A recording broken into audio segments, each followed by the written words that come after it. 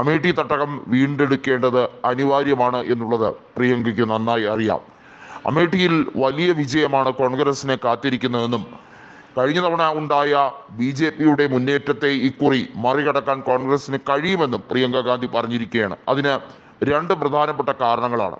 ഒന്ന്, സ്മൃതി ഇറാനി എന്തുകൊണ്ടാണ് അമേഠി ലോക്സഭയിൽ ജയിച്ചതിന് ശേഷം അവർ പിന്നീട് കൃത്യമായി രാഹുലിനെ മാത്രം ടാർഗറ്റ് ചെയ്യുന്നത് എന്നുള്ളത് എല്ലാവർക്കും മനസ്സിലായി കഴിഞ്ഞിരിക്കുന്നു. മോദിക്ക് കൃത്യമായിട്ടുള്ള രാഷ്ട്രീയ അജണ്ടകളുണ്ട്. അതിൻ്റെ ഭാഗമായിട്ടാണ് അമേഠി ലോക്സഭയിൽ കൃത്യമായി ചില ഗിമിക്കുകൾ കാണിക്കാൻ അദ്ദേഹം ശ്രമിച്ചത്. അതല്ലാതെ അമേഠി ലോക്സഭ രാഹുൽ ഗാന്ധിക്ക് ഏറെ പ്രിയപ്പെട്ട ലോക്സഭാ മണ്ഡലം തന്നെയായിരുന്നു. അവിടുത്തെ ജനങ്ങൾക്കും അത്രമേൽ അദ്ദേഹം പ്രിയങ്കരനായിരുന്നു.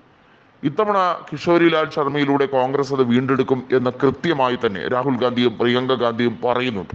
മാത്രമല്ല, ഉത്തർപ്രദേശിന്റെ സമസ്ത മേഖലകളിലും പ്രത്യേകിച്ചും 17 ലോക്സഭാ സീറ്റുകളിൽ കോൺഗ്രസ് മത്സരിക്കുന്നു, 62 സീറ്റുകളിൽ സമാജ്വാദി പാർട്ടി മത്സരിക്കുന്നു. സമസ്ത മേഖലകളിലും ആധിപത്യം നേടിയെടുക്കാൻ ഇന്ത്യ മുന്നണിക്ക് കെൽപ്പുണ്ട് എന്നുള്ളത് BJPക്ക് ഇപ്പോൾ തന്നെ മനസ്സിലായി കഴിഞ്ഞിരിക്കുകയാണ്. കാരണം BJPക്ക് 40-ൽ കൂടുതൽ ലോക്സഭാ സീറ്റുകൾ UPയിൽ നിന്നും കിട്ടുക ബുദ്ധിമുട്ടേറിയ കാര്യമായി മാറിക്കഴിഞ്ഞിരിക്കുന്നു. 2014-ൽ 71 സീറ്റുകൾ നേടിയ BJP 2019 ആയപ്പോൾ 62-ലേക്കാണ് താഴ്ന്നത്. എന്നാൽ ഇക്കുറി BJPയുടെ ഗ്രാഫ് 40-ലും താഴെ ആയിരിക്കും എന്ന് തന്നെയാണ് രാഷ്ട്രീയ നിരീക്ഷകർ പറയുന്നത്. ലോക് പോൾ സർവേ ഉൾപ്പെടെ വരുമ്പോൾ അത് കൃത്യമായി സൂചിപ്പിക്കുന്നത് BJPക്ക് വലിയ നഷ്ടങ്ങൾ ഉണ്ടാകും ഉത്തർപ്രദേശിന്റെ മണ്ണിൽ എന്ന് തന്നെയാണ്.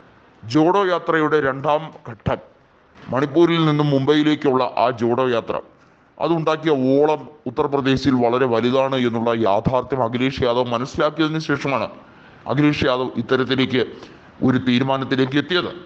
ആ തീരുമാനം രാഷ്ട്രീയപരമായി അഖിലേഷ് യാദവിനുണ്ടാക്കിയ ഒരു തിരിച്ചറിവുണ്ട്. കോൺഗ്രസിനെ അങ്ങനെ വില കുറച്ച് കാണാൻ കഴിയില്ല.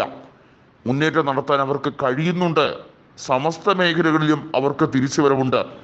ഭരണവിരുദ്ധത അവർക്ക് നന്നായി മുതലെടുക്കാൻ കഴിയുന്നുണ്ട് ദേശീയ തലത്തിൽ.